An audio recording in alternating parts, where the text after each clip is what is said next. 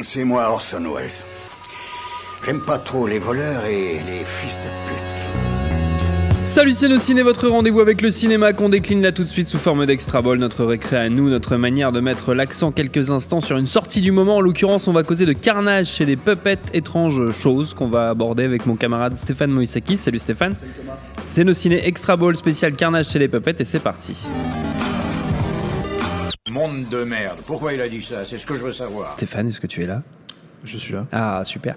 Carnage chez les Puppets, c'est le retour derrière la caméra de Brian Henson, le fils de Jim, certains diraient le fils maudit, Stéphane le dira sans doute. Créateur Jim des Muppets, génie absolu qui nous a quittés en 90, date à laquelle donc Brian a repris la main avec plus ou moins de succès. Carnage ne met pas en scène Kermit et consorts, mais c'est bien un film de marionnettes, ambiance film noir / polar trash, où deux inspecteurs, une marionnette donc et une humaine, Melissa McCarthy en l'occurrence, s'associent pour trouver qui zigouille les anciennes stars du Happy Time Gang, une émission de marionnettes télévisée jadis très populaire. Oui, la référence est assez évidente. Les bandes annonces font quand même un peu peur pour qui, comme moi, avoue un culte aux Muppets. Est-ce que en vrai, ça donne quoi, Stéphane? Bah, si les bandes annonces te font peur, le film te fera fuir.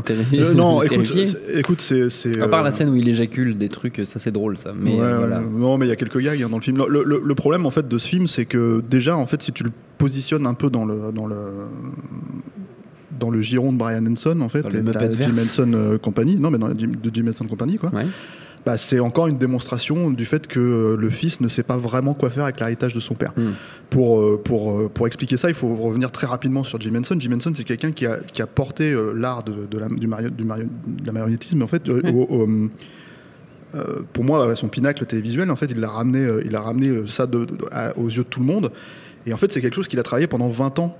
Et qui est littéralement, enfin le personnage de Kermit, c'est littéralement une excroissance de sa propre personnalité qu'il a fait ressortir. Donc à partir de ce moment-là, quelqu'un comme Henson qui l'attrape en héritage, déjà je pense qu'il partait avec perdant, parce que il y a un vrai travail technique dans tous les films de Jim Henson, de Brian Henson, pardon, qui s'impose. Mais pour moi, ce qui m'a toujours posé problème, dans le meilleur des cas, c'est que ce sont des films qui manquent d'âme. Que ce soit Noël chez les Muppets, que ce soit Muppet Treasure Island, l'île au trésor des Muppets, qui était vraiment un ratage absolu, quoi. Et c'est quelqu'un qui a fini par vendre. Il paraît que Jim Henson était déjà en négociation avec Disney, mais c'est lui en fait, c'est Brian Henson qui a fini par vendre la compagnie à Disney à l'époque, quoi. Qui en a fait rien du tout quasiment, en fait. Voilà, quoi. Le reboot dans les années 90 du Muppet Show avec une espèce de crevette rasta infernale, c'était Brian Henson. Donc voilà, Brian Henson, c'est même si je pense qu'il ne le fait pas vraiment exprès, quelque part le fossoyeur en fait de l'héritage de son père. Donc c'est pas connecté littéralement au Muppet Show, mais on pense évidemment au Muppet Show quand on regarde Carnage chez les Puppets. C'est Carnage chez les Puppets vraiment, donc on peut pas utiliser le mot Muppets, c'est déposé. Mais c'est chez Disney. Mais bon, l'idée effectivement est là, comme tu l'as dit, et le problème en fait, c'est que c'est extraordinairement timoré par rapport à l'idée de base. Alors il faut savoir que déjà c'est un genre en soi, le film de marionnette trash, c'est les Feebles évidemment de Peter Jackson, qui est un summum là-dedans. C'est Team America de Trey Parker et Matt Stone. Et ce film-là, en fait, rentre un peu dans ce sillon-là. Il y a une espèce de logique, effectivement, de parodier le film noir avec des marionnettes. Mais le problème, c'est que l'univers en soi fonctionne pas très bien. On comprend pas pourquoi, il y a des marionnettes et des humains et comment ils cohabitent. Il y a une vague logique de problématiques raciales, mais tu sais pas vraiment d'où ça sort. Donc c'est un peu bizarre.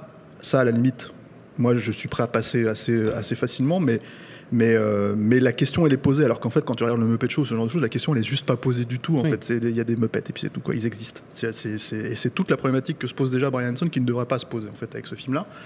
Et le deuxième truc, c'est que voilà, c'est bizarre de dire ça, mais c'est vraiment un film politiquement correct. C'est-à-dire que alors déjà il n'y a pas de gore du tout. Mais alors du tout, c'est-à-dire que quand on dégomme les puppets en fait, c'est la peluche qui ressort, quoi. Et ensuite, c'est un petit peu de langage ordurier. Donc oui, enfin, il n'y a pas de bip sur les fuck et les trucs comme ça, mais ça va pas plus loin que ça. Et effectivement, un peu de cul. De la scène que tu as citée, une scène qui parodie Basic Instinct, parce que film noir, j'imagine, donc, où on voit une touffe, mais c'est des gags en fait qu'on a vus et revus et revus. Fois, oui. Et encore une fois, dans cet univers, en fait, ce qui est un petit peu étrange, c'est qu'au bout d'un moment, les marionnettes disparaissent. C'est-à-dire que tu te retrouves avec le personnage de Melissa McCarthy, qui, moi, peut me faire rire par moment, l'actrice peut me faire rire par moment, qui prend le relais, et il y a une ou deux scènes marrantes quand il y a une interaction avec les puppets, justement, c'est-à-dire que quand elle se retrouve, elle fait une baston à un moment donné dans un tripot avec des puppets, c'est rigolo, enfin, moi je trouve ça marrant, mais bon, je vais peut-être préciser ça... j'aurais dû le dire au début, mais moi de toute façon tu me fais un film avec des marionnettes, en général je mets déjà la moyenne, 5 étoiles. Voilà, moi je mets déjà la moyenne quoi qu'il arrive. C'est te dire voilà. Et après ouais, c'est un film qui a été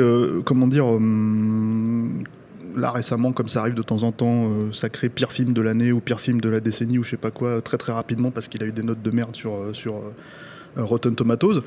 Je pense que c'est plus lié à l'aspect désacralisateur entre guillemets du sujet, c'est-à-dire automatiquement de mauvais goût, que à vraiment la facture du film. C'est-à-dire que moi je pense qu'on a vu largement pire cette année, on a vu largement meilleur même en termes de comédie, j'imagine, mais le truc c'est que voilà, c'est pas un très bon film, mais c'est pas un film qui mérite, une fois que tu acceptes ce concept-là, qui encore une fois n'est vraiment pas poussé très très loin, qui mérite à ce point-là en fait une haine viscérale. C'est même un film qui de temps en temps, parce qu'encore une fois l'art technique en soi de l'idée de faire bouger les marionnettes, de les faire vivre en fait, t'as quelques belles choses en fait, t'as quelques trucs sympas et tout quoi. Malheureusement voilà, ça manque énormément de personnalité. Moi j'ai du mal à retenir des marionnettes dans leur personnalité en soi, et non pas dans le fait de leur faire jouer de leur faire dire des cochonneries ou ce genre de choses. Donc du coup voilà, c'est problématique en fait je trouve d'avoir à ce point finalement quelque chose qui tombe autant à plat, alors qu'en fait il y a le potentiel de faire quelque chose d'assez trash, jubilatoire, qui va très très loin et qui finalement ne le fait pas vraiment quoi. Très bien, Carnage chez les Puppets, c'est en ce moment au cinéma, donc c'est conseillé à un demi-tiers si vous aimez les marionnettes Stéphane comme moi, Moïsakis, voilà. Si vous aimez comme nous Stéphane, toi et moi dans le même bateau. Si vous aimez les marionnettes, voilà, vous n'y couperez pas, notre temps est écoulé. Merci Stéphane, merci à Jules à la technique, à l'antenne pareil pour l'accueil, binge.audio pour toutes les infos utiles, on vous dit à très vite.